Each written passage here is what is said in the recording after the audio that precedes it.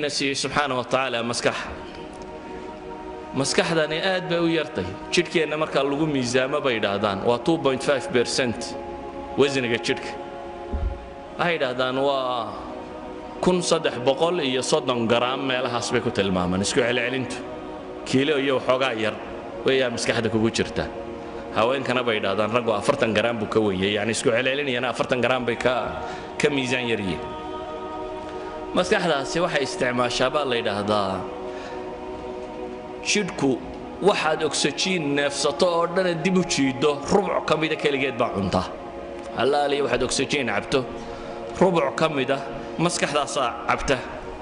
maskaxda waxa ku jira balaayiin unugya ah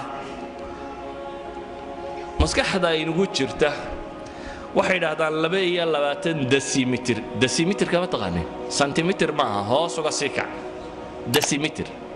22 decimeter oo murabbac ah yani square ah 22 decimeter intuu leeyahay somewhat meelahan buu leekaanaya waa wax aad u yar centimeter waa decimeter 22 decimeter oo square oo maskaxda bini aadamka ka mid bay yiraahdaan waxa ay qaadi kartaa 20 milyan oo volume ama book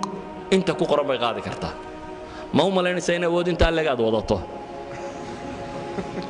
waa 22 decimeter in ka mid oo maskaxda sidata ka mid waxa ay qaadi kartaa bay leeyihiin 20 milyan oo mujallad oo mutawassit alxajmiya waxay ku tilmaamaan مثلا أحد العلماء وبروفيسور كلا ماك روزيزن وكم من علماء مسكحة دراسيسة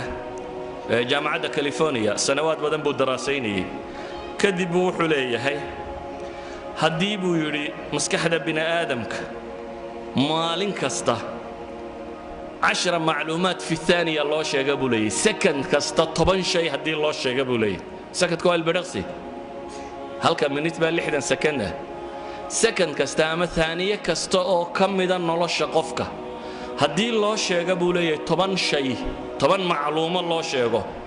مدة لحدا صنادات الله جوه habeen iyo maalintoona aan la kala joojin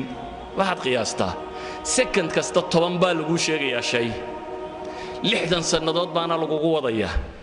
habeen iyo maalinbana waa lagu akhrinayaa wuxuu leeyahay macluumaadkaasi maskaxda bini aadamka ma buuxinayaan 1 على مليون من حجم العقل بوليه 1 على مليون من حجم العقل sida daraadeed bay waxay ku tilmaamaan insaanku maskaxda ku jirta awoodda alla siiyay maba isticmaalo bay leeyihiin 10% mooyaane boqolkiiba 10 ayuu ka isticmaalaa bay leeyihiin waxa lagu tilmaamaa qoladan computersku waxay ku xisaabtamaan gigahertz inuu processorku inta uu gigahertz uu per second